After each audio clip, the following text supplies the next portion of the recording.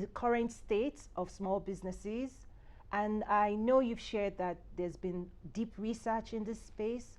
Ms. Claire, do you want to give us more insights to what you're seeing across the US and the current state of small businesses? Thank you. Yes, thank you. Right, just thinking about definitely at the start of this administration, the associate administrator came in and sort of wanted to know, oh, how many small businesses are exporting? And of course, we do have official statistics. There is a little bit of a data lag. So the latest statistics that we have are from 2020.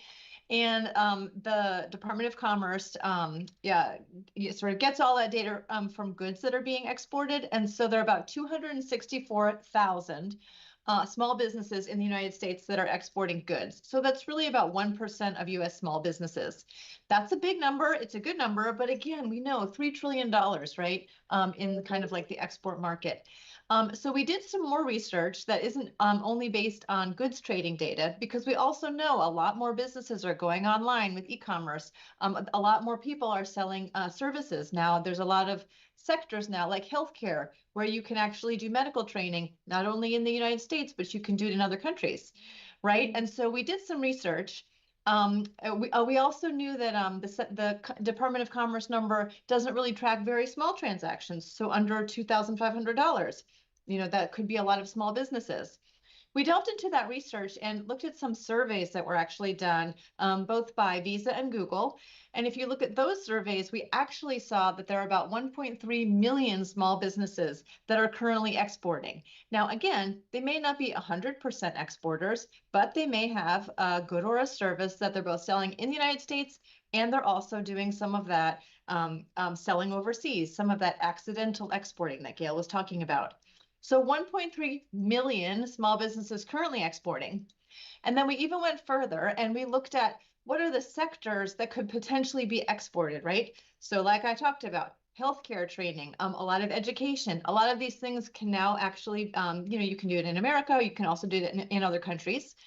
And so we wanted to look at all the sectors where you have a good or service that could be exported. And if you look at all of that, there's actually 2.6 small businesses in those sectors who could potentially be exporting. So that's really actually the audience that Gail and I are trying to reach, is all of those exporters working in those sectors where you have something that could potentially be sold overseas, because that, again, there's a lot of resources available to small businesses to help them, help support them exporting. So that's really our focus in OIT. Definitely, when I go around the country and I ask businesses how it's going with exporting, they definitely do cite, issues with the workforce. It's hard to find labor now, finding the right people. They talk about access to information. So they might not know where to start with exporting. And then it's really great, right? We can tell them about our trade tools website on SBA, which is a great place to get started. It tells you all about exporting and has lots of links to other federal resources. And then they also talk about getting access to credit. One common issue we see right across the sector is that, small businesses, some of them, they tend to stay small, right? But we know that you really need capital to grow, and they can't always get the financing they need. And so that is something that Gail and her team work on, is trying to, work together with lenders to promote our export finance products. So there's really, I think it's actually a very interesting time to be an exporter. And as I said, as trade is going more and more online, I think we're only going to see more and more of it. And we want to get the word out about all of the resources that are available to exporters from the U.S. government. Wow, thank you so much. It looks like there's a lot going on, and I actually am excited in terms of the research and being able to express where in particular growth opportunities, growth areas, just to encourage people to lean in, and knowing that there are more customers outside of the US that we can be leaning in to sell to, and also hearing that the government actively supports businesses that want to do this. Here's one of the things I tell my clients: don't do this alone. Don't try to do this alone. There are lots of resources and support you can definitely leverage. So here's Ms. Gail with us, here in Aurora, here in Illinois. What can you do for us? We want everything. It seems to be, for some reason, a well-kept secret.